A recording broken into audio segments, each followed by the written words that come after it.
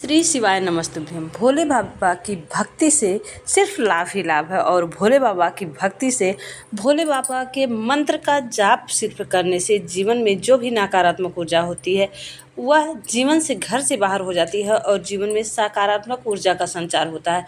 अगर आप श्री शिवाय नमस्तुभ्यम का जप 24 घंटा में किसी भी समय सोते बैठते उठते जागते करते हैं तो आपके जीवन के समस्त कष्ट धीरे धीरे समाप्त हो जाते हैं। सभी नकारात्मक ऊर्जा जो घर से बाहर जीवन से बाहर जाती है और सभी कष्टों से मुक्ति मिलती है।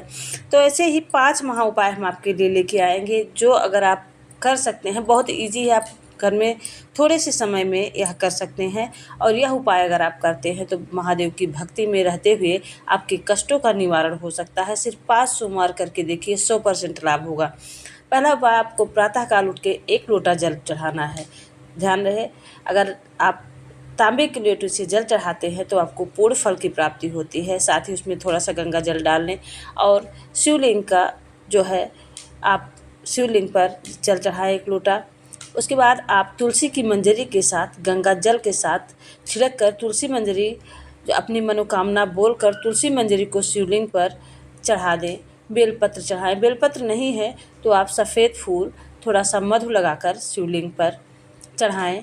काला तिल चढ़ाएं, चंदन लगाएं, सफ़ेद चंदन लगाएं, त्रिपुंड लगाएं, पीला फूल सफ़ेद फूल चढ़ाएं, अशोक सुंदरी के स्थान पर 1 फूल चढ़ाएं और नंदी बाबा के पास सफ़ेद फूल चढ़ाएं, किशमिश चढ़ाएं या मिश्री चढ़ाएं, सफ़ेद चंदन लगाएं।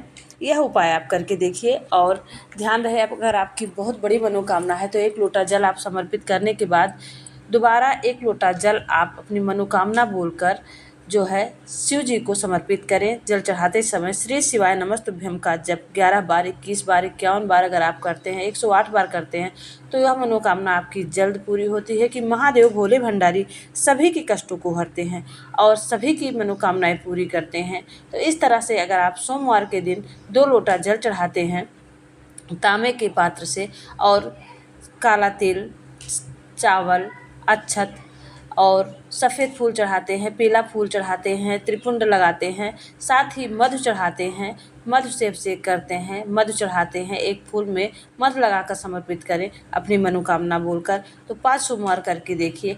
ध्यान रहे, अगर आप शिव जी को नहलाते हैं, अभिषेक करते हैं तो सबसे पहले मधु से अभिषेक करें। अगर आपके पास कुछ नहीं है, गंगा जल मधु से अभिषेक करें। उसके बाद अच्छा सूट पहनाएं, श्रृंगार करें भोले बाबा का और जल चढ़ाने के बाद आपको ये करना है, अगर पहले आप मधु से शंकर जी को नहलाएं, उसके बाद अभिषेक करें। अभिषेक करने के बाद आप 2 लोटा जल चढ़ाएं। उसके बाद रक्षा सूट पहनाएं गणेश जी को, शंकर जी को और श्रृंगार करें, फूल चढ़ाएं, अक्षत, तिल अवश्य ही चढ़ाएं क्योंकि तिल सुख समृद्धि का प्रतीक है और इससे महादेव जल्दी ही प्रसन्न होते हैं। साथ ही गणेश जी के स्थान पर चावल चढ़ाएं, मिश्री चढ़ाएं, मीठा चढ़ाएं, फूल चढ़ाएं।